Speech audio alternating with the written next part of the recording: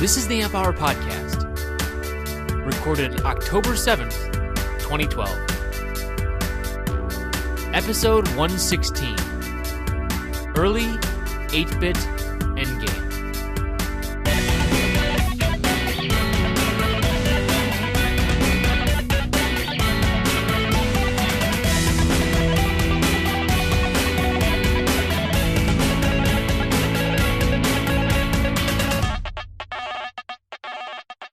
Welcome to the Amp Hour. I'm Dave Jones from the EEV blog.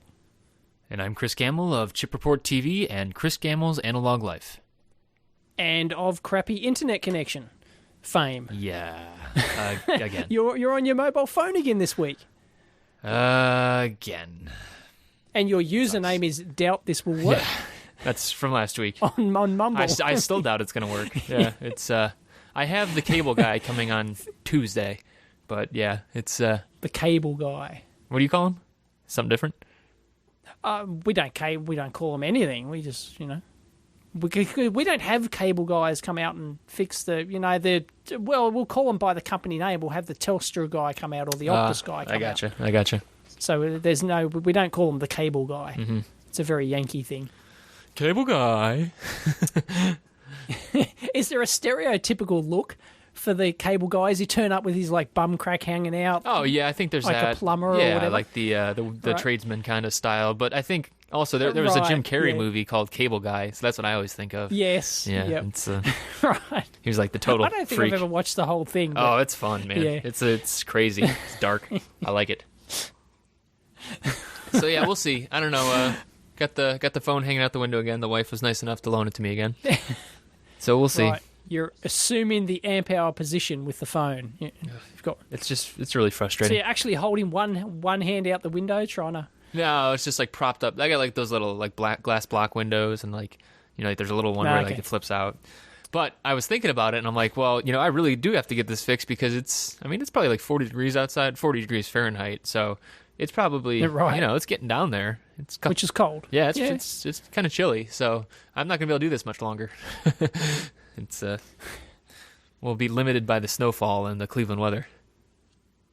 Right. So what have you been up to lately? Ooh, anything we should know about? No, nah. As for me, I just got over with a 2-hour live show, so I'm like, you're out of it, huh? I went straight from that to this. Yeah. I'm out of it. You probably already said everything you're gonna say, huh? We'll just get the sloppy probably. seconds here. That's it, the dregs. Yeah. What were you guys talking about? I was in there a little bit, but then I had to run to the store, so. Oh, it was just 2 hours of questions and answers. So I get the usual questions and that's fun. I give the usual answers. Yeah. Often they're repeated, because they I don't know. watched it before. Like that. That's not a very good accent. Yeah. Not even close, no, dude. It's terrible. Yeah. Sorry. It's okay. I don't really value myself on my accent ability, so. Well, I have absolute zero ability, and I'm not ashamed to admit it. Right. What about electronics this week? You been doing anything electronicsy? Electronics? Well, I've been trying to get my power supply up and running. I just uploaded the video last night. Yeah, I started watching that. On that last night. I haven't looked at the... it's another fail video, where I was debugging the thing. I didn't plan on doing a video, and then I went, it doesn't bloody work. I've got to debug this thing. May as well switch on the camera. Yeah. Might as well get free content. I'm doing this anyway. Yeah, man. So that's good. Well, it was a good video, There's though. nothing better than that free content. I guess so. If you're great. If you're a content producer and you care, most people just care. Oh, Dave's debugging something. That's cool. Yeah. Right. Okay. Well, that's right. No, But yeah, as a it's if I'm going to do something anyway, I may as well switch on the camera. And I love those you're going to be I get it for free, not quite for free, because I get in the mindset of I'm shooting this as a proper video, so I've got to get the camera angle right before I start debugging that thing. So I'll get the camera angle right and make sure the light's right, and then I'll go, okay, let's probe this thing and see what's wrong. See, now I feel like so it does take longer. When Google Glass comes out, it's going to be so much worse, right? Because it won't be like get out the camera, set up the tripod. It'll be push a button, start going. And what I really wonder is. Yeah. People like you or other people online, if they'll start selling subscription service Truman Show style, where they're like the Truman Show style, exactly. Well, I just found out Ustream have a pay-per-view thing. Oh, really? I didn't know that. Yeah, so there, if you want to spend $1 and watch me sit in my lab and scratch my ass, then well, Pass. go for your life. Yeah. But no, that's kind of the plan here. Is why I've just bought the Ustream Producer Pro. It cost me $199. Seems to work a lot better. Everyone was really raving about the quality of the stream. Oh, that's good. It's still not high def. The internet's still not good enough to stream video. I'm streaming through my phone right now. Yeah, exactly. And it's just audio. Yeah. So, yeah, the internet's not good enough for that yet. But I'm still streaming 640 by 480 in 30 frames per second. And some people on the other end were saying they were getting 30 frames per second. No, that's not bad. Yeah. Great. Yeah, brilliant. So, I'm fairly happy with that. So I'm thinking about setting up like a multiple cam thing so that like I'll have one over the bench so I can like just leave it on if I'm in the lab. I'll come into the lab, I'm working on something, I'll just turn it on. What I was thinking about though is like I think people eventually will, I was thinking about like layout, right? And like doing layout videos and stuff like that. The thing is, most people they think that they'd want to see that kind of thing, but layout is really boring. I mean, like even if sped up, I mean, it's just okay. Yeah, right. I mean, it's just. But I think there will be that. Even when it's times 100. Right. It's just dull, and especially when you're switching back and forth between data sheets and everything, it's not good. I mean, like. No, it's boring as batshit. Right. So it really is. We'll see. Maybe in the future. Yeah. Yeah. You think you're going to get some? See, Jerry used to do that. Jerry used to do like the 20, because she used to work 24 hours a day, 7 days a week in a lab, she didn't sleep. So she'd just leave a camera running all day, every day. And she, I think in the end, didn't she mention on the show or something that she got jack of it, because people were too busy intruding on her life and she wanted to get things done and she was too busy, pandering to everyone in the chat window and, that's going to be anyone who does that kind of streaming stuff. Yeah, exactly. You're going to... You'll start to value your privacy a lot more, I think, if everything's online. But I think so, and then you'll feel guilty. Like I've when I was assembling the MakerBot, for example, I left the live stream running, and Phil and I were here assembling the MakerBot. And, I felt guilty that I was I was streaming a thing and I wasn't interacting with people. Yeah, it's like I felt ignoring bad your at friends. The trade really, show, right? I left. Yeah, exactly. Yeah. These are passionate. They're friends. Fans are. who've come along to watch, and exactly. And I'm not paying it. Like I felt bad at the trade show. I left my camera running in the corner of the booth, and there were people watching, and I basically didn't talk to them all day because I couldn't. I was well, and same thing happened with like the Open Hardware Summit, right? I mean, like. I remember I was talking to people and I'm like, where is everyone? Like it didn't seem like there was a lot of tweets coming out, and then someone said to me, they're like, well, they're probably interacting with people. That's a good thing, Eventually, people there, there actually has to be some kind of value. You can't get everything remotely, so and that's true, right? I mean, you're not gonna. I don't want someone to sacrifice their in-person experience in order to, entertain me from afar. Well, I sort of do, but it's selfish, right? It's not realistic. And, exactly. So, whatever. Yeah, I can. It's not bad if there's just two of us here in the lab working on something, or we can generally juggle both. But if you're at an open source hardware summit or something, so yeah, exactly. And apparently, Bree did not get lynched. No, didn't we talk about? Did we not cover this at all? Did we? I don't. Did we cover? Oh, we were doing it beforehand. Sure. That's right. We were talking to Jeff beforehand. Before Greg showed up, right? That's it's all starting to blur together. That's right. I just can't remember anything. It is. I know. Our life's a blur. Just flashes before our eyes. Yeah. It's 2012, dude. Did you know? It's October. It's like October. Yeah, it's almost over, man. I know. Some people, the end of fiscal year already happened. Not me. Well, the world ends on nothing to worry about. The world ends on December 21st, doesn't it? That'd be a relief. No more. Aren't you up on your Mayan calendar? No. End of the world. Oh God. Conspiracy theories? No. Come on. Are we gonna stream that live? 2012 I mean, I knew. Yeah, I know about that. I'll probably do a live stream on the 21st of December. Yeah. I think it's the 21st. It is. It's 12/21. Yeah. But remember, your 12/21 isn't our 12. What if does it mean that you guys are done that's before right. us? I know. How does that work? I don't know. Maybe it's that's right. There's no way for it to be. Would it be like on the day line, wherever that is? It would have to be like. Well, it starts. The big fire that engulfs the world. Starts on the date line and then travels around as the globe going east goes around. Or west. I guess it would be west. West. Yeah, it has to be. Yeah, west. Bring it on,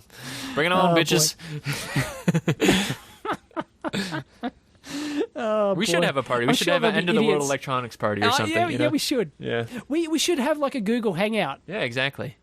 And then, when my cable gives out, it'll be like, oh, well, at least there's a reason now. Right. Oh, man. Oh, boy. Yes. So we haven't had like a show where like we're going over stuff lately. I mean, we kind of what was it, 2 weeks ago we were talking about, I guess we were talking about open source and, our usual pain points of open source and 3D printers and everything else. And not this week. No. And then guests obviously are good as well. But we've actually got a couple links, not too many. But well, we've got the old chestnut, which I could get out your bingo sheet. I don't know if it's on the bingo sheet actually. No, I don't think it is. No. But it's you hear it a lot, right? You hear it a lot in like the EE Times of the world and everything. Yeah. But apparently there's proof now. Oh. That. Well, sort of, kind of. Sort of, kind of. Here we go, folks. 8-bit micros are dead. Bum, bum, bum. End of the world for 8-bit micros.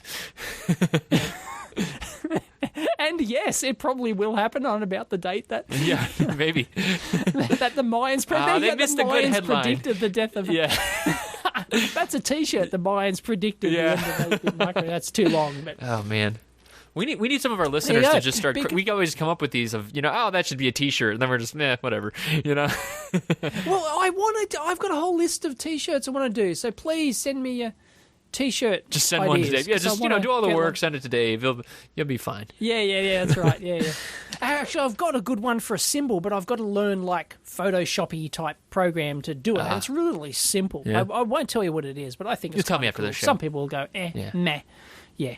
Okay. Anyway, it's a symbol. It's a symbol shirt. So there's no text. It'll just be Anyway, I think it's cool. Yeah. And I'm going to do it. According to Freescale. We're talking, right? Not a small company. Second biggest. Yeah.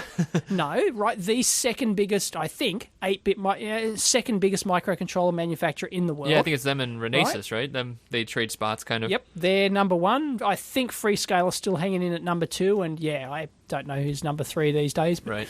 Anyway, they're right up there, right? Freescale, because they're using all the automotive stuff, right? This is the old Motorola, MC series, right? Micros, and they have announced that they will be shipping they'll be shipping a new ARM0 Kinetis L series. If you're into Freescale micros, you'll know what I'm talking about, with an M0 plus Flycatcher core. Yeah. Flycatcher? I have no idea what I'm talking about, but Flycatcher. I've never heard that. That's the name of the core. Is it really? For as little as 30 cents in volume, right? Jeez. But they don't tell you what volume. Right, and they don't tell you what's attached to it either. Well, they're saying it's the same pinout as the 8-bit devices, and that's their key, right? Gotcha. That's their key in this. They're saying that they will they're stopping development. Well, they're finishing development. They don't say what they say. They'll say will continue for EMC and ESD protected devices. Right. So that's the more high end of the market that really, these things are going in rugged environments, that kind of thing. 30 cents. And presumably they'd still sell and support them. They're just stopping development. Right. Yeah, so new silicon. Because they can't just go to... Yeah, they can't just tell, Ford and Toyota, no, piss off, we're not going to make your 8-bit micros anymore. They can at their own detriment, right? At their own peril. Yeah, exactly. Yeah. Well, no, they'd be up for billions of dollars in... That's true, because they're in contracts. When you're a big... automotive big company, you go into supply contracts with these manufacturers. Right, 10 years support and everything, they right? can't break. Yeah, you will support it for 10 years, and it's legal in writing. And if you try and back out of it, well, there's big compensation to be had. So, they've got legal liability there. So they can't just up and quit making them. Right. And they're not going to make these compatible. I mean, they're pin compatible, right? But they're pin compatible, but it's a totally different core. It's an M0 core, Flycatcher, whatever the hell that is. It's not the old, what was the original Motorola core, the MC? I don't know. This 6800 or something. Whatever. I don't know. HC8 or something. Yeah, something like that. I don't know. Well, this is. 30 cents is really getting down there. I remember with the What was the last one I saw? They were talking about 32. I think it was NXP had like 60-cent micros. They were the M0 Plus cores. I mean, nope, we've lost Chris. He's gone ski. No, he's back. Hello. I feel like I'm in the friggin' dark ages here, man. I know. Tell me about it. I can't even get more than 1 megabit upload at my office. Oh, yeah. It's disgusting. Well, I can. Did I tell you, I tweeted, like, my local supplier, right, Telstra, who handle this phone line, to get a 10 megabit Ethernet line costs, wait for it, folks, $300. $8,000 per month. Per month. Save me, Google. You're my only hope. That's what I feel like, honestly. It's like, save me, Google. You're my only hope. Save me, National Broadband Network. You're our only hope. Yeah, for you guys, right? Oh, yeah, the WAS is moving there. Yeah, that's right. Remember? The WAS is moving here because we've got the National Broadband Network. Right. Did we talk about that last time? No, because he just announced that. He just announced that. Oh, right, yes. The WAS has announced that he wants to be an Australian because the US government sucks so bad that they don't have a broadband policy and Australia do. No. So the WAS is going to become Wazza. Yeah, the Wazzer, yeah. Well, that's right. The Wazza. So he's going to be called Wazza. I've already made up the nickname for him. It's Wazza. Another T-shirt. Bring it on. So there you go. Welcome to Oz, Waz, right? I don't know when, but yeah, it seems to be like I get the impression it's like a long-term goal, but he's in the process of figuring out how he can get Australian citizenship. He was quite pleased that he could keep his US citizenship. And if you get enough money, you can be a citizen just about anywhere in some capacity or another, you know. Well, maybe money talks. The mandatory service countries you wouldn't be able to, but. But he's cool, right? Because he says he can't even get broadband at his house, right? I'm sure he's got a mansion somewhere in Silicon Valley. Yeah, he's Los Gatos. Right? Somewhere around the cats, California. Lost, right. Okay, yep. And he said, no, I refuse to pull strings to get me a better internet connection. I just refuse to do it, you know? And I'm sure he could, right? Or he just pays the money and they lay a fibre straight to his house, right? It'd cost him $10,000, but it's probably chicken feed, right? Right. So yeah, it's like what, 3 shares of Apple. But he refuses to do it. Yeah, exactly. So he refuses to do it on principle. Yeah, that's awesome. I love it. The Waz wins again, man. So he's moving to Australia instead. Yeah. So instead of just getting a fibre laid to his house, he's going to move to Australia. Yeah, it seems like the long way around, but that's a guy with passion. Yeah, exactly. It's still pretty cool. It's awesome. Anyway, there is an open invite for Wazza to visit the lab anytime and just hang out, and we'll just hack on shit. Yeah, man. And it'd be great. That is a good idea. So, coming up on the live show, Wazza. Jeez. Dave's just dreaming. He's just dreaming about it. Yeah, exactly. Anyway, that'd be cool. Yeah. So, all right. So back to this micro thing. I don't know. I don't know what the hell it's, 30 cents, right? So 30 cents is kind of insane, right? Yeah, but they don't say what volume. It's probably 1 million volume to their primo customers, right? Well, that's what they're... You're not going to be able to buy it on DigiKey in 1,000 volume for 30 cents. Kiss my ass. That's not going to happen. Yeah. Is it out? It's not out yet, is it? No. It's they're still, next 6 months or something. Okay. So, yeah, something like that. But anyway, they have announced, apparently, that they are finishing development of their 8 and 16-bit, by the way. 8 and 16, Gonski. Well, who needs it at that, right? I mean, let's move on to 64, right? Like, why not? Yeah. And what are the other manufacturers going to do? I predict precisely zip. They're just going to go, whatever. Yeah, more we'll for sell us, our right? micros. Who cares if they're 8-bit or 16-bit? Yeah. Yeah, I mean, more for us. Really, what does it really come down to? I mean, I'm not a big micro guy, but I mean, it's just... Dude, it comes down to money. It comes down to chip sales. If these chips are still selling, then maybe Freescale are seeing the demise of their 8-bit market. And they're going, well, look, we're going to make this bold move that looks good on marketing. I guess so. So... what we do is we just ignore what the customers are asking for, and... Yeah, exactly. Yeah, I'm guessing what it really is they say, well, you can get...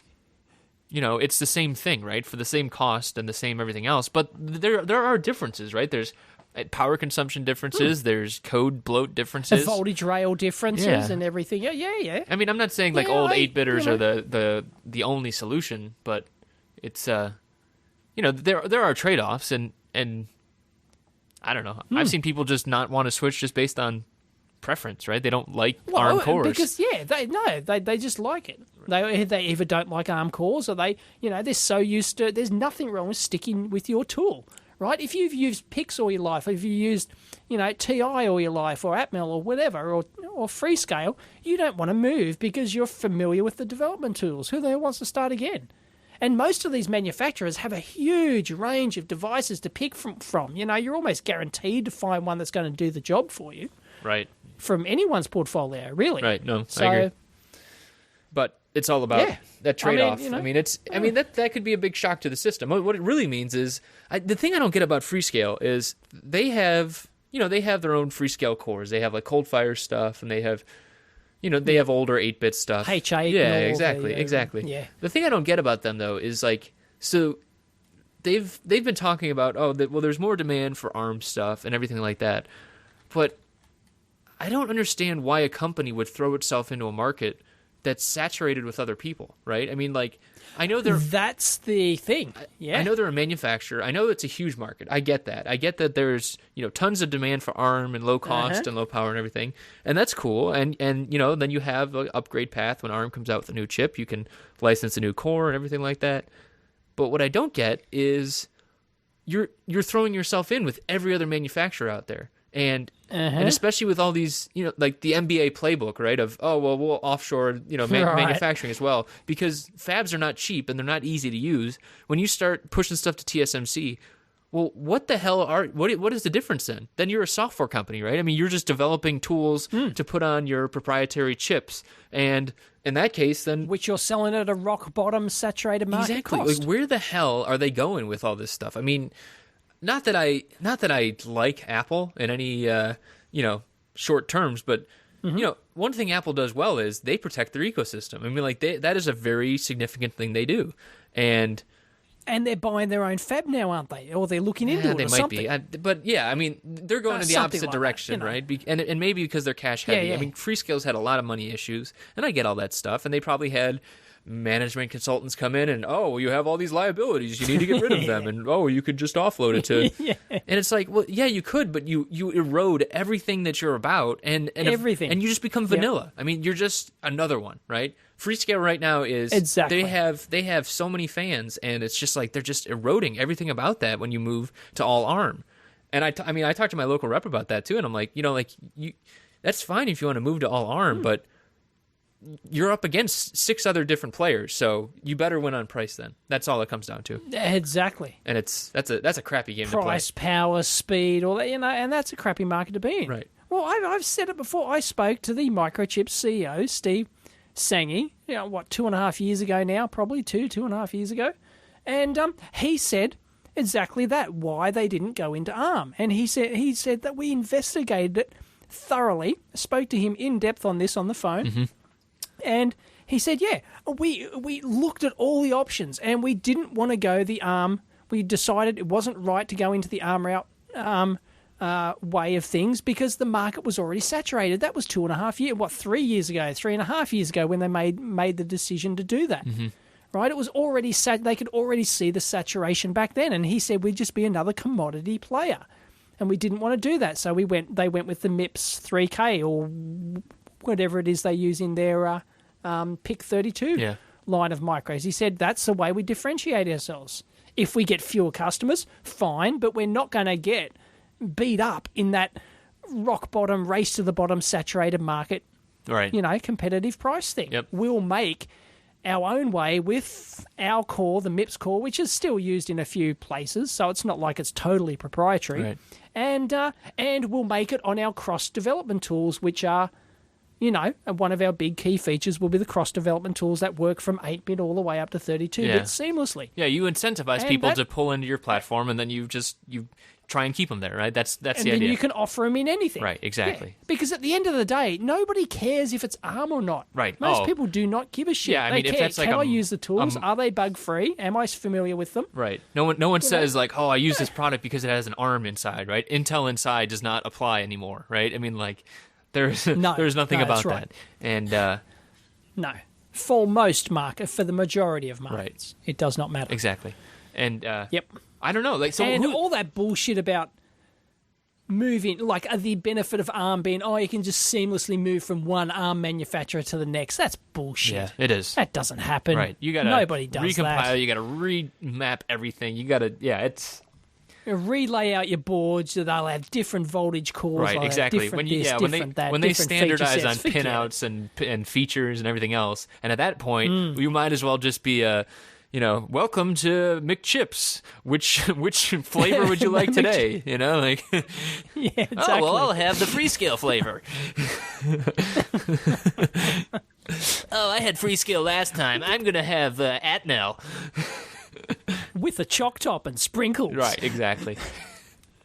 Oh man, it's ridiculous. Right, and the frustrating thing about it is that, like I always say, it's the NBA playbook, right? It's just a bunch of executives seeing this on a balance sheet. Right? On a balance sheet, I'm sure it makes a ton of sense. Yeah, of course. But the frustrating thing about it is not that they do it, because they want to do that. They want to flush their toilet and their brand down the drain. That's fine with me. I don't give a crap. Because seriously, there's 6 more of them waiting in line, or there's startups in China, that's right? Huh. The thing that frustrates me is that in 5 years, someone else is going to come in and they're going to say, oh, well, we shouldn't be doing this. We need to differentiate. Why don't we go back to that? And then they're going to be in the toilet and they're going to have no customers. And they're going to say, well, why didn't we do this 5 years ago? And it's like, come on, man. You know it's going to happen. I just know it. I know it. They're going to say, oh, well, we're refreshing this product line and we're going to, go back to our roots and focus on our core. And it's like, screw you guys. Go back to MBA school. Ugh. I get so frustrated. There was they go ahead. There was a Harvard Business Review article about this, about the MBA playbook. My friend pointed out to me because I'm always talking about it. They actually talk about the MBA playbook on the Harvard Business Review. It was awesome. I felt so vindicated. Yeah. And because, in this case, they were talking about growth, right? And how everybody does the same thing. But, like, it's just universal. They all go to their shelf, they flip through their MBA playbook, and they do the exact same thing. And it's like, look at the situation here. It's Freescale. You have a crapload of IP that you can use. Don't just throw it all away, And they're going to say, oh, well, we still have all this other... We have PowerPC, and we have Coldfire, even though we're not developing it anymore. And it's like, yeah, okay, well... Give me a call. Give me a call later when you figure it out. I was just thinking maybe the decision came around that they were might be in financial trouble. They have to strip the company somehow. Well, right, okay, well, let's strip some of the R&D. What do we strip? Maybe they were forced into it, right? Maybe they said, well, we really need to keep our 32-bit micros going, and well, the 8-bit ones, well. If we're going to cut development, we may as well cut 8-bit. Yeah. No. And in that case, it may have forced their hand. Maybe. Right. Maybe. So I can picture that happening. Yeah. I was thinking about this the other day in this context of, because what it really comes down to, I think, is it's a lot of like fear, right? And either fear mongering from the from people that are actually making these decisions, or just actual fear about losing jobs and stuff like that. And how often like you read about like people that are innovative and different than the crowd, right? They're always turned down. And why are they always turned down? Like people that submit books 20 times, manuscripts, and they get turned down. And why are they turned down? They're turned down because the people that are making the decisions are fearful of, stepping outside the norm. The norm. Right, exactly. Yeah. And I was trying to think of a way that could not happen, and I really couldn't. I don't know, like in any large scale company situation, how you can do that, right? I mean, if people are looking to feed their families, then they have to make decisions, right? I mean, and they're probably going to make the least risky decisions. It's like just a human characteristic of loss aversion. Exactly. I don't know how to fix it, Dave. I don't know. Fix it, please. I don't know. Maybe I don't know either. Maybe they don't need fixing, right? Maybe this is an excellent move for them, right? Maybe they're too big to fail. Maybe. Right? We've talked about that before. Maybe they got so much momentum they physically can't fail. So much sales momentum. It doesn't matter what they do on the R&D side of things. Yeah, like someone will always pick them up, and I mean, you look at like with their investing history. I mean, they've gotten bought out and private equity, and then they got relisted again, and all that other stupid silliness, right? It's just, my adrenaline's pumping from thinking about this. It just frustrates me so much. I don't give a shit. I don't use Freescale anyway. I don't. Yeah. Sorry, Freescale, if you're listening. Yeah. But whatever. You're just another microcontroller manufacturer. Yeah. I happen not to use you. Yeah. All right, how about some happy news? Okay, I wanted to call out a video by... Who's this by? Crap. This is a shout-out. This is a shout-out by Electronic Tonic 156 on YouTube. And it's a shout-out because his girlfriend wrote in, and she wanted to wish him a happy anniversary. And, I mean, he's got great videos, too. And so this video I'm going to link in is the Tesla coil winding machine, because he plays with Tesla coils. But his girlfriend is awesome enough to have written in and said, can you please give him a shout out on the Amp Hour? It's his favorite show. And she listens, too. So you guys are awesome. Absolutely. It warmed my heart. It really did. Oh, boy. You get Congratulations, guys. Is it the first anniversary? I think it is, isn't it? I didn't think it was first. I thought it was multiple. I thought it was a multiple anniversary. Anyway. But we don't want to get in the habit of doing shout-outs please on don't. But he had content behind it, Yeah, right? exactly. It was great. That's cool. It was great. I mean, he's got a lot of great Tesla coil stuff, and that's always fun, checking out awesome people's app and stuff. I'm always afraid to play.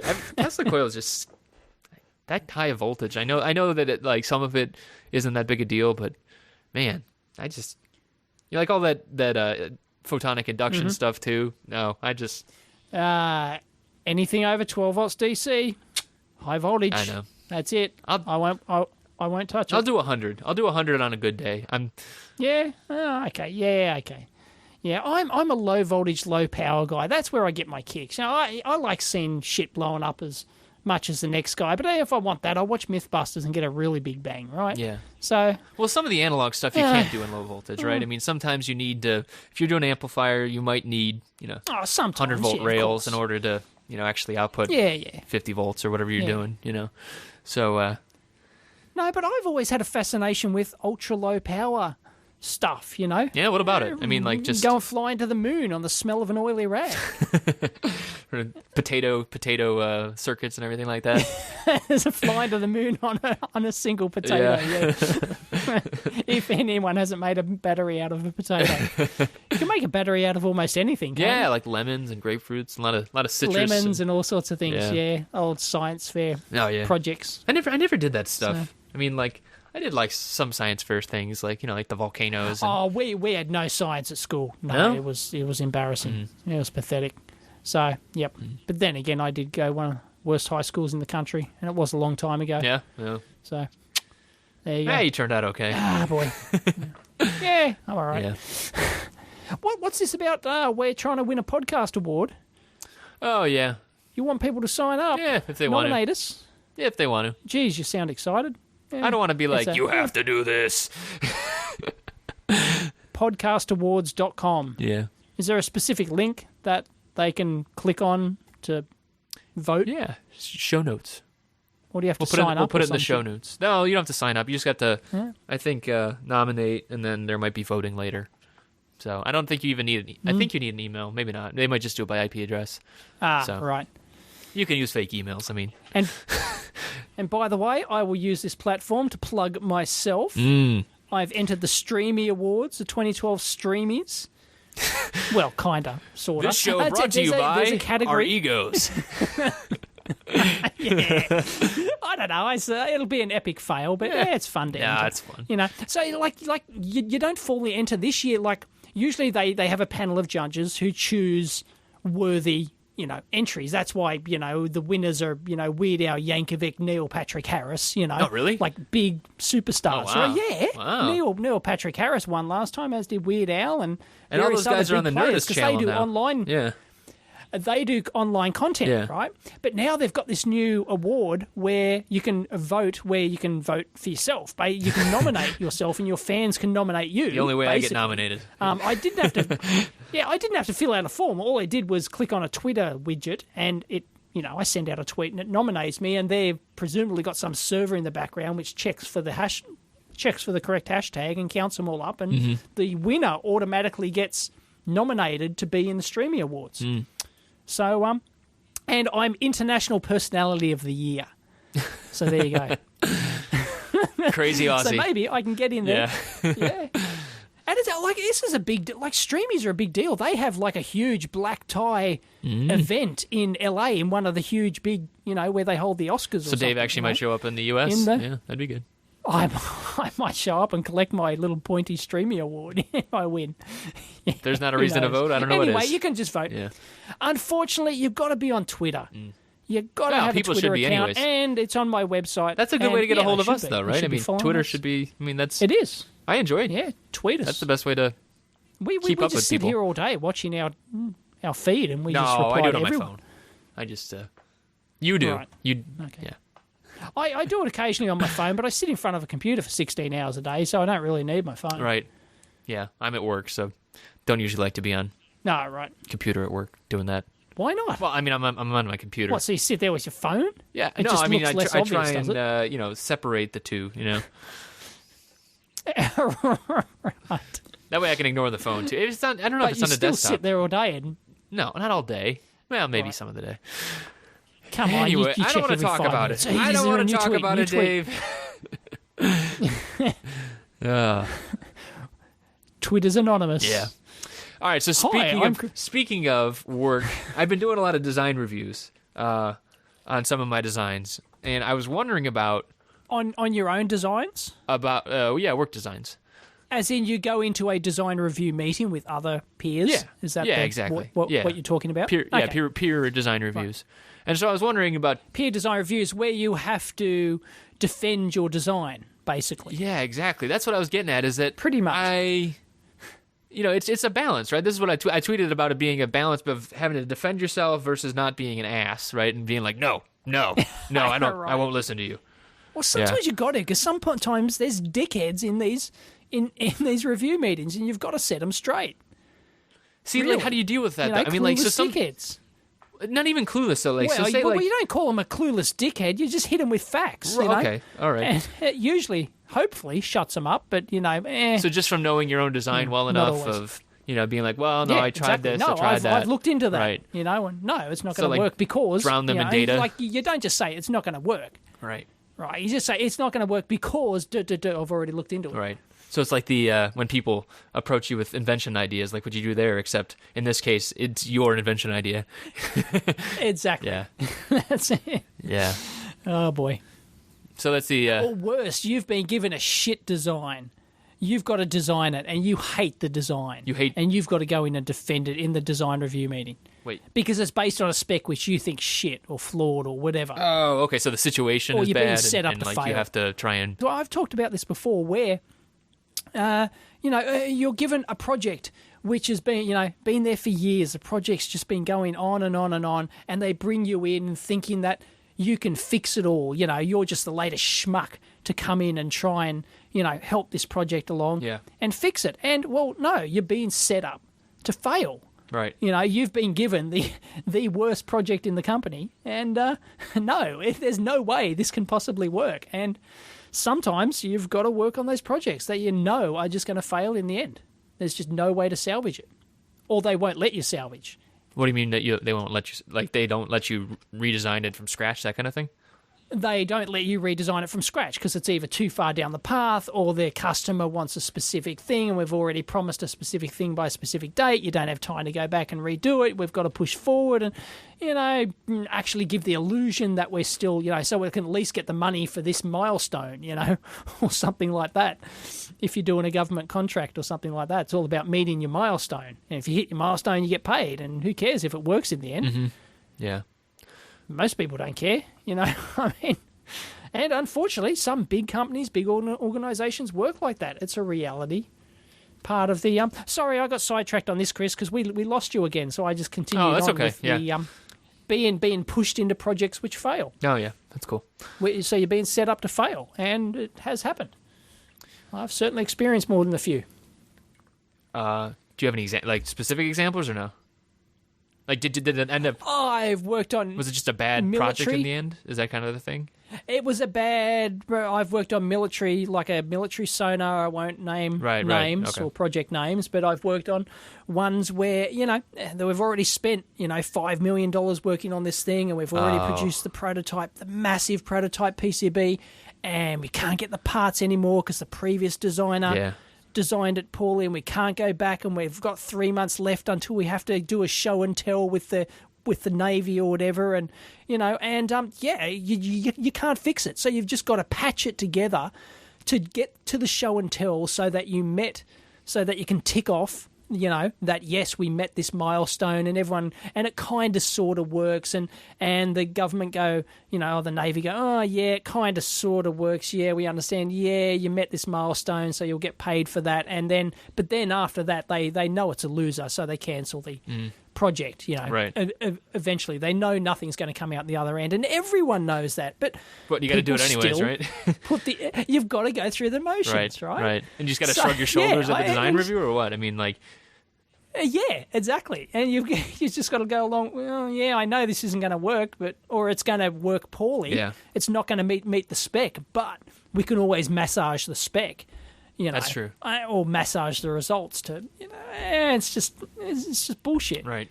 Yeah, no, I've had that stuff with. It can be quite depressing. With like working on existing products and trying to, rev them for obsolescence and stuff like that. I mean, you go into component obsolescence engineer. Hey man, you were promoted to component obsolescence engineer. No, I was doing larger. This is larger design reviews and larger design fixes. It wasn't just swap one in for another. Obsolescence engineer. Oh my god! Right. Yes, okay, Dave. Yes, you win. I was the old guy in the corner. I'm sorry. I need to make fun. Everybody's got to start somewhere, man. Anywho. It's a tough thing, man. Please You're continue. even more. You think it's bad with military? How about like you? I couldn't go from a 4-layer board to a 6-layer board, and so like that right there threw out like 15 different. Try getting only flat pack chips these days. You go ahead and you search on DigiKey looking for new silicon with only flat pack, and you'll have. And you end up with BGAs. The only thing you can find is BGAs, which need 6 or 8 layers to fan out all the pins, exactly. Right? Yeah, exactly. So, I mean, those kind of constraints. And you can't go to a full layer. Yeah, don't give me any crap, man. Don't give me any crap. I feel your pain. No, you don't. You're just making fun of me. I do. I've been there. Most of my projects I've ever worked in my career have never seen the light of frickin' day. Yeah. I'm telling you. The majority of them. Vast majority. Well, no, it's a tough thing, man. And yeah, it is. So let's see. What else about design reviews themselves? So we're both angry as hell, right? Yeah. Well, different reasons. Right. Carmen wrote in about other suggestions for design reviews. Readable schematics that are already printed out, which is key. You can't just be like, and go to page 4 on the PDF. Keeping track right. on paper. Yeah, that doesn't quite work when you're sitting in a meeting. Right. And then scheduling it at an inconvenient time, which is a good point. You don't want to do it don't start design reviews at 3 p.m. on a Friday afternoon. Right. Even I'd say after 3 p.m. on a Friday afternoon. I'd say after 3 any day. If it's a big enough design review, you're going to be there a couple hours. So yeah, that's one key, folks, that the noobs always forget. Turn off your computer and do not read your email after 3 p.m. on a Friday, and put your phone and turn the volume on your phone down because you don't want it to ring. Do not answer the phone after 3 or 4 p.m. on a Friday afternoon. Right. Because no good news can come at 3 or 4 p.m. on a Friday afternoon, right? They want you to work back. They want you to come in on the weekend because something's gone to shit. And if it's really that bad, they're going to find you anyways. So just, yeah. Well, exactly. That's why you go hide down in the lab or in the production facility or something on the Friday afternoon. That's, as a small gathering of people. Yeah, just huddling in the corner, shaking. A quarter of exactly. I'm not joking. That's what used to happen. That's good. That's smart. Right. Yeah. Because we had a big production facility, right? It'll be 200 meters long, right? So the managers are, eating their donuts. They don't want to walk down the end of the bloody production facility to find you, right? I'll So do you it go Monday. and Yeah. walk all the way down the other end. Yep. Yeah, that's right. Yep. If you can outrun them, Oh, man. you just got to be faster than your slowest coworker, right? Yeah. Oh boy. Yeah. Yes. So I had love a it. different Those were the days. article about this is on EBN, which is a supply chain magazine, which is meh. But You get a supply chain magazine? I follow it on Twitter, so I catch articles, and this one caught my eye. Dude, shoot yourself now. Well, Is there anything more boring than a supply chain magazine? maybe be like Well, you found a gem in an there. accounting did you? magazine. Maybe would be like like accounts payable Well, weekly. I still get accounts payable weekly. I still get factory equipment news magazine. Oh, yeah? I have no idea why I even started. It just appeared one day. Oh yeah, they just Magically appeared on the list. shotgun Yeah. effect, right? They just try and get as many people as they can. Exactly. Oh, and what are you in charge So, of? so they can count you as exactly. a reader for the advertisers. Mr. Jones, I'd like to verify what you're in charge of purchasing, and are you in charge of op amps? Oh, boy. Microcontrollers? Yeah, that's passive okay. control components? Anyway, Have you got executive buying decision Yeah, right. on these parts? They're the forms. They're the classic forms you fill out to get these magazines. Do you have purchase buying power on, and they list 20 different components, Yep. Yawn. Yep. Anyways, the title that caught my eye was, is this distribution's new golden age? And I was like, Right. really? I don't know. Like maybe I'm thinking about it wrong, but I think That's their definition of the death of 8-bit micros article, is it? It just keeps coming around again. Probably. We're in a new golden Right. age of supply and demand. right, exactly. Oh, well, value add Yeah. this and that, and it's like, so I mean, distributors.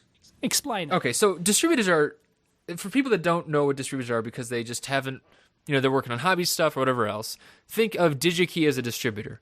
However, DigiKey is not a small distributor, but they are They're online. a catalog distributor, there you as go, they call catalog. it. The other ones are They call them catalog they're distributors. more like manufacturing side. They're authorized distributors. There we go. Apparently, I don't know the terms. Well, by authorized, certainly DigiKey and Mouser, they're and Farnell's, they're authorized distributors, but they're catalog distributors, right? Right. Whereas that keeps stock. That's the difference, right? The catalog distributors keep stock, the other distributors don't. Basically, that's the difference. they're start. I mean, they all have like there's like they Adnet start Express to, and but, Arrow and you everything know. else. And it's like they kind of start and they're not. to, Yeah, but, they're not going to be the full range. It's not like every part that's in their library you can definitely get in single piece quantity. They are not the go-to people, right? When you need your prototype, you're making 10 or 50 or 100, you don't go to them. Right. You go to the catalog distributors because they're more likely to have them in stock. Right. But when you go In fact, most likely to have them in stock. right, exactly. When you go When to you want, production, when you want to buy reels of exactly. them, yes, production. Because they're stocking reels for you because you're buying 100,000 million quantities of capacitors, right? And you're getting 3 reels at a time and stuff like that. That's all the And usually the distributors will only sell you by the reel. They Right. really won't. Oh, you want 10 chips? Go to DigiKey. Piss off. right, or sample. They'll sample. They'll go to the manufacturer and get them all sampled. those samples. Right. Yeah, that's right. So the article is it was basically a piece about Avnet. I mean, it seemed like this was kind of like. It's an infomercial. I don't want to say folks, that. for Avnet. I don't know if it was, but it was very. It was a little fluffy, but I don't think. I mean, maybe they are from a manufacturing side of things. I work in manufacturing a little bit on the stuff that I'm working on, and I have in the past. And I get that distributors are good because they're the buffer zone between buying 0 parts and buying 100,000 parts all at once. You don't necessarily want them to get shipped to you. You want them to be sitting at the distributor, and they have 100 different clients, and they can hand out these reels to different people, basically, right? So they're that buffer zone. They're the DigiKey on the reel level, right? I mean, so they have fewer total customers, but they're a lot more sales per. And so maybe I just haven't had enough experience with this, but in general, it feels like, I mean, the article is talking about distributors becoming more and more important and everything like that. But other than just buying and holding components and being that buffer zone, I don't know if there's really that much value. I mean, like, maybe I'm wrong about that. I mean, but it seems like, whereas before, vendors were also the, distributors were also the way that you got information, right? How you learn about new chips and everything. Yes. You got data books if you wanted to order a new data book. You found out about new chips. But these days, I mean... This is before the days of the web. Right. Yeah. And granted, I'm biased here, right? I mean, part of this is, I'm looking at this from Chip Report TV. Like, that's kind of where I'm doing it because you don't need it anymore. You don't need your manufacturer or your distributor rep to tell you about new chips. You could go off and find them yourself, right? I mean, you don't need me either. You could just go to the manufacturer's site. Chris's TV show has made component distributors obsolete. I'm not going to say that because I'm not buying and holding components, right? But even if I'm not out there, exactly. I mean, all of these the manufacturers now, they all have videos, right? And they're all doing social media and crap. I mean, like, not saying that's going to replace everything, but it's not hard to get information anymore. And so, really, what the hell? Trivial. I mean, like, this is saying, there's so many other things, but I don't see it. I mean, maybe am I wrong? I mean, I don't know. You're not, in terms of where do you see the component distributors? Because, they're being edged out in all ways. They're being edged out from the Alibabas of the world. Yeah. Right. Where you buy your reels, where you go to buy your... And the manufacturers are selling reels directly. They sell components directly now. Most of your major manufacturers have an online shop. Microchip have an online shop. You just go there, you want to buy a chip, buy them from the factory direct. Yeah. Would you like those pre-programmed at the factory? Yes, sir. It's an extra. It's all done straight on the manufacturer's website now. So, right. And there's value for that too, right? Because then the manufacturers know they don't have to wait for the information to filter back to them through Arrow, Avnet, DigiKey, anyone else. They just know I have 1,000 customers who buy 3 reels a week, and they buy them direct, and we have terms or we have credit set up, and we can talk directly to them. We have a whole huge database of people. If we want to develop a new chip, we can just go talk to them directly. So I see it as the opposite. I think eventually some MBA out there is going to be like, oh, well, there's your problem. They're going to say, all your money's going to distribution. Eventually they're going to say that, right? I mean, I'm not the only one thinking this. Yeah. Am I? I mean, so I don't think so. That's what caught my eye here. And it's like, I don't see, especially because all of the marketing departments at these chip companies, right? They all want to do this stuff. They all want to, I mean, they don't want necessarily all the responsibility of it, but they want to be able to talk to customers. They want to be able to interact with them. It's easy as hell to do that now. And you kind of just... And there's bigger margin as well. Exactly. When you sell you don't direct, have to give up anything. You don't have to take the commission. All you do is you just put that... You have to build more infrastructure, but in terms of... I mean, maybe there's infrastructure there that I don't know about, right? I mean, like, I'm sure that stocking... there could be. Or, like having a... What do they call that? Like a customer database, like Salesforce or something like that. Maybe having all that stuff, ERP or CRS or CRM, that's it. Yep. Yeah. Maybe having that and all the people behind it is, worth offshoring to, or, effective offshoring to a distributor. But if not, then why? I don't get it. I mean, like... Rant over. Not only are 8-bit micros dead, but distributors are dead too. Man, they're dropping like flies. We're really, the Mayans were right. The Mayans were electronics. More mergers. Yeah. I mean, in the last 10, 15 years, there's been more mergers in the component distributor market than you can poke a freaking stick at. Right. Really. And because it's just, they can. I hear stories. I go out with these guys for lunch sometimes. They talk about stories of, it used to be the good old days, back in the 90s and everything, before even just data sheets were available online. And they say 90s. Before the web. Yeah. The web changed everything. Yeah. And mid-90s is when it all changed. Right. Bang. And they say 90s because... In a single year, it was all over. Yeah, they were working then. It's not like it started in the 90s, the good times were only in the 90s. They were all the way back, but, these guys weren't working then. They were in college or whatever. So, those were the good times because there was just tons of money. That's the only channel you had to get your stuff out, to learn about, new parts or whatever. And and like you said, Dave, there were tons and tons of companies. And now, I mean, razor thin margins on everything, like even just DigiKey alone, right? I mean, like, they're just going on volume. They sell, 1,000 resistors for... Well, there are other... Yeah. There's other. Their other area, though, was applications. You know, they would have application engineers. Oh, we'll help you with the design. I've complained about this before. You know, oh, they phone you up and, you know, can we help you with your design? We're experienced electronics engineers. And I'm going, no, if I need your help, I'll, you know, bloody well ask for it. I'll call you when I call you. Yeah. I doubt it. It'd take you 3 months to get up to speed on the project. How can you possibly help? But we can choose you. We can help you choose the right part, but you don't know my requirements. And they go, well, tell us your requirements. And I go, it'll take me a week to explain it to you. I'm not going to do that. Right. I'm the experienced design engineer. That's why they hired me. Yeah, like maintaining that context is tough, right? I mean, like, and you think about how many, you know, just distributors have, you know, maybe 30 clients in an area. So that means their FAEs also have 30 clients in an area. They're trying to keep all that stuff straight. And like you said, maintaining that context is just really, really tough.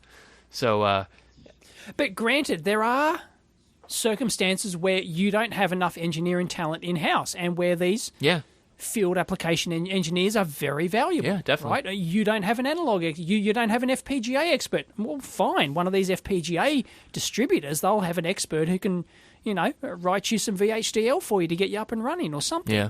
You know, they can write a test bed for you. They can do, you know, so they've got those value-added services happening there. Which is applicable to some companies, not to others. Right, and you know, and with those smaller companies too, I think that's going to be a trend too. You know, talking about the NBA playbook and like offloading everything, it's so much easier to just cut a check to a outside agency. It doesn't always work the best, but you know, like when it's just a line item of it's pretty easy to do. Yeah, $50,000 for X amount of engineering hours. It's like, yeah, of course I'd like that. I don't have to pay health benefits and everything else, right? Well, in the U.S. at least. I don't have to pay salary, and I don't have to, maintain these people. And so it's like a flexible workforce. Now, there's tons of downsides to it as well in terms of context and everything else. But I think that's going to be a bigger and bigger thing. And since this is, half complaining show, half plug show, we also talked about that on the Engineering Commons about free agency, and just how it's going to get bigger, and not just, small firms. Like, of course, there's always going to be consultants and contractors and everything. But I think big firms that are actually, they just outsource or they accept outsourced work, basically, not necessarily, out of the country, like offshoring, but just company A has too much work. They want some flexible workforce, and they throw it to company B that has per hour design services and stuff. So this is where the national broadband network comes in, right? Fiber to every home, every office. Yeah. Everyone around the world. You don't even have to be working with people in the same country, although that helps with time zone things, right? Definitely. But you can, people don't actually have to physically come into your office. You can easily do this sort of stuff, video chat all day, every day. Oh, God. Right? Yeah. You can have your design review meetings where everyone's on Skype. Yeah, you could. Right? There's nothing wrong with that if you've got the bandwidth technology there to do it. So there's nothing wrong with that. So me and my phone in the basement won't work, but maybe no, I doubt maybe it. Once the cable guy comes out. And then that's when you can flip them the bird off camera, So, right. dickhead. It's a bit harder to do that, whereas you're sitting in the design review meeting and you do it under the table, right. You're flipping the bird under the table, you dickhead. Right, exactly. Or if you're doing audio, you can just, put it on mute and take a nap. Mute and just blurt out a few expletives, or blurt it out to certain other people in the group, and then, so you'd have a kill managers button, right? So you would have a mute, different meaning, maybe. To everyone, but exactly. So you could cue who you wanted to send your audio to. So you hit that big red button, and then you start cursing, and everyone else in the. Yep. All the other engineers start pissing themselves, and the managers go, what's going on, guys? What's funny? Yeah. It's kind of like the bingo thing. If you're in a meeting, you're playing real wank word bingo, right. And somebody shouts out bingo, and everyone pisses, all the engineers, burst out laughing, right. And the managers go, "What's funny? What's going on, guys? I don't get it. What? Right, guys, come on, clue me in." I'm cool. Like, I'm hip. Come on, guys. Come on. I'm cool. I won't get mad. Schmucks. It's sad. Love it's sad because you know that like managers they're not bad people, right? It's just Well, that's what I said before. I don't mind them as people, but if they suck as a manager, I'm going to tell them so. Right. Well, and it becomes an automatic us versus them thing, right? Even if you have a great working relationship, there's just different priorities, right? There's an manager is paid to get things done and make sure it's on time. An engineer is paid to get it right and that's right. try and take the blame. Well, take the blame. Yeah, be the whipping boy, right? But like also future proofing is another thing, right? I mean, you always talk about gilding the lily, right? I mean, that's not something you're getting paid to do. You're doing that because you know that you should, right? You think it's necessary. Exactly. Yes. You are future proofing your design against stupidness or dumb decisions. And there's something that you thought of that they didn't think of when they wrote their product spec, right? And you're thinking, I'm going to secretly include all this shit because I know down the track it's going to be a problem, and I'm a smart ass engineer, and I'm going to include this. And when they give you a week to implement it, then you fix it. You look like a hero, right? Because you've already done it. Exactly. That's it. Yep. That's the way to do it, noobs out there. Exactly. If you're starting your new engineering job, that's the way to do it. Build in that stuff to make you look like a hero. Yes, I like it. And once you look like a hero once, you get that hero reputation. Right? It only takes one simple thing. You're a hero, and you get that rep for the rest of your career at that company. Yep. Right? Oh, yeah, Dave did this once. He's a freaking hero. Yep. Yeah, but then you got to keep performing, and then you always gild the lily. And then until your manager figures out, well, why did Dave design in $20 extra in this $30 device? Oh, I don't know, boss. He must just really think it's necessary. But he knows what he's doing. He's a hero. Yeah, Trust you him. gotta listen to him. Oh boy, good times. So, what do you think about robots? Robots are cool. I wish I had one. So there was a picture, or there was an article about robots. I feel like I'm woefully unprepared for all things robot. Do you ever do motor controller projects and everything? I see all these chips popping up on Chip Report. No, really haven't. No, touched on that side of things. I would like to, I would love to build my own R2D2 or something, but who the hell has the time? Right, yeah, it's not easy, right? I mean... No, it's a huge project to take on, building a robot, any type of robot, really. Right. Any reasonably complex one is a reasonably large task. Right. You can hack one together with a couple of motors, but, you want a bit of elegance in there. Right, and that's all software, right? I mean, that's what Modern Ronin said here on the thread. He said, the best hardware in the world is just dumb actuators if you don't have a mind to drive it. Which is true, exactly. I mean, right? And even, looking at, the software necessary to get human-like motion, it's just insane. I mean, it's just... From a control system standpoint. Or vision detection and all sorts of stuff. And, it's just, it's massive amount of software and computational power. Right. And, and you think about, and control theory and all that right. stuff. And the way that you're usually doing it, if you're programming a micro in order to, turn an actuator, that means you're probably doing it in C or assembly or maybe C++ if you got a lot of memory, right? If you're a wanker, yeah. But that is not an easy way to do, high-level... actions, right? If it's reach out and grab orange, right? There's a lot of stuff that's in there. You've got to have a real-time operator. That pushes you into a real-time operating system and then high-level stuff. Right, exactly. And then you get all that stuff built on top of it. And then you have an application layer and it's okay, well... Yeah, and then you end up going, well, I might as well use a freaking PC in there instead of an 8-bit micro, Or may as well use my Raspberry Pi or something like that. Or LabVIEW. A lot of people do LabVIEW for robotics, too. Or LabVIEw. A lot of robots are... Yeah, but they're putting entire computers underneath. Because they're easy at that application level, right? All that low-level shit is taken care of Exactly. for you. They've got vision... They've even, you can hook up a camera to the National Instruments driver and they've got vision software which can do object recognition and all that sort of stuff. It's already done for you. Yeah. You don't have to spend 6 months writing your own object recognition firmware. Right. It's crazy. Yeah. And you think about... I don't blame people for going that They talk about it from a manufacturing standpoint, right? They've talked about it in terms of, maybe coming back to the U.S. because... when you can turn off the lights, that's the ultimate, right? Is the dark factories and turning off the lights and right, yeah. that takes a lot to get there, right? But at the same time, if you can do that, then labor cost is just it's nothing, right? It's maintenance. It's mapping at the beginning. Distant memory. Right, exactly. And so it is important. I mean, like, there's no doubt about that. It's people should look into it. I'm not going to touch it, but go on, kids, you can do it.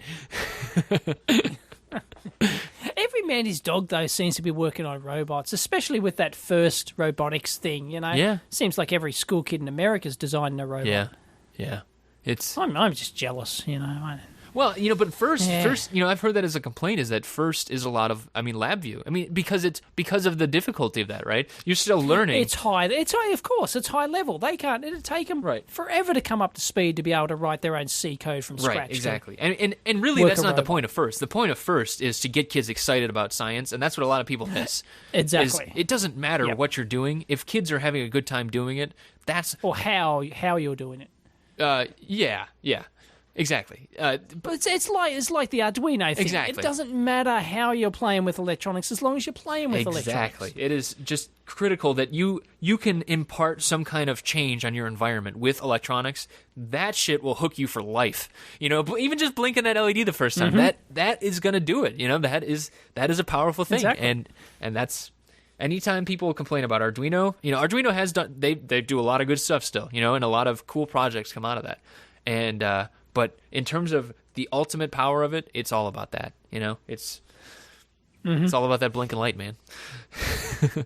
Yeah, because otherwise the Arduino is just yet another development board. Whoop-de-doo. Right. Exactly. But it's that ecosystem and the community, right? That and the community and everything else. Yeah. Right. That makes it all work, and people get excited about it, and they're pushing these things into kids' hands everywhere, and it's fantastic. Yep. So one last thing before we go, I wanted to call out. I usually don't call out Hackaday projects anymore, but this one just really kind of got me because it was a robotics project, and it was just like really cool.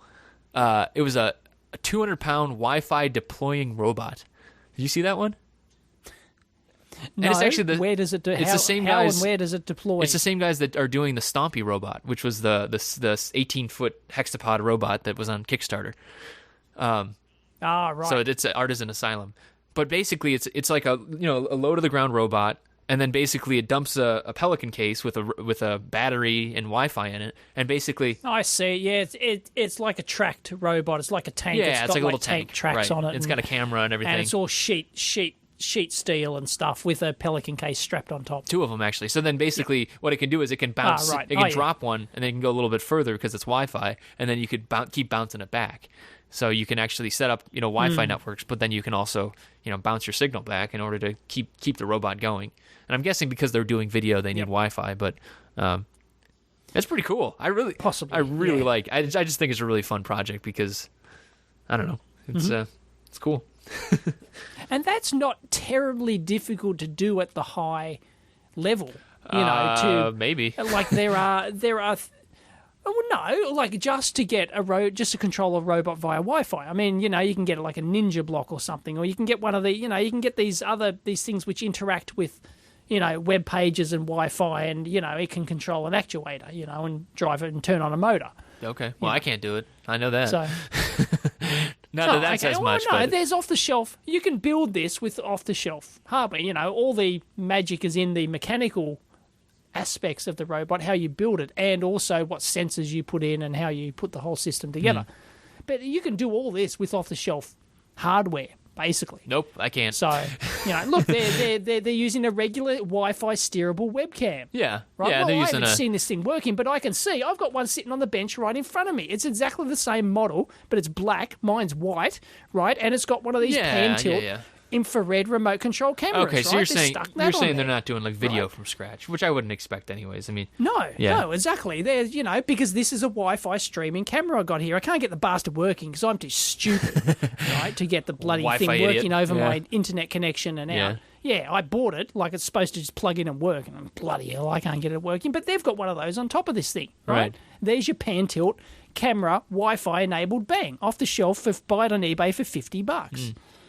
And it hooks up to your Wi-Fi, and you can remote control it from anywhere in the world. Yeah. Pan tilt for $50. I mean, geez. Well, yeah, you can't do it anywhere in the world, right? No. Well, no, because I'm hopeless. I was thinking of hacking this thing, right? Because it's got motors in it, right? This is all remote controlled via the either Wi-Fi or an Ethernet connection. It's got both on it. It's got a little antenna and Ethernet. And I could actually, instead of driving the pan tilt motor for the camera, I could drive wheels on. I could just hack it to drive the wheels on a robot. So I could easily have a Wi-Fi remote control robot from anywhere in the world by hacking a $50 webcam. Well, maybe that's what they did. Maybe you should give these guys a call. Well, they've got grunty motor drivers in it. This thing weighs like 100 kilos or something, probably. Yeah. It's all sheet steel and huge, It's a half a metre long or something. Yeah. But, I could easily, I was going to actually maybe attempt to do a video of this, hacking this webcam into a robot, because it's all there. Yeah.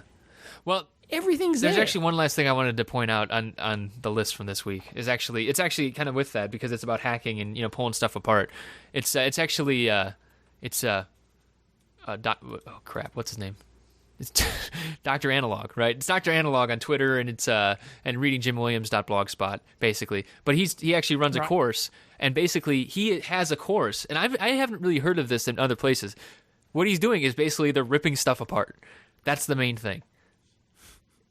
Cool. Isn't that great? I mean, it's like you wouldn't build a bridge without, studying how bridges are made. So it's basically a teardown. It's a teardown course, exactly. Right? Exactly, and it's great because with electronics, you're always going to start from first principles, right? It's like, okay, voltage divider and everything like that. Oh yes, and that's why engineering education is an epic fail, right? Because they start from as far as getting people interested. Right, exactly. Right, because it sucks ass. Because they start from, let's learn what an electron is. Let's learn quantum physics, and then we'll work our way up. Screw that. And that takes forever. You lose tons of people along the way, right? You lose enthusiasm, instantly. Bam, right. So gone. This course though is an EE prototyping course, and he's just pulling stuff apart, and they're talking about it, and it's brilliant. It's like you said, it's a teardown course. I love it. I think.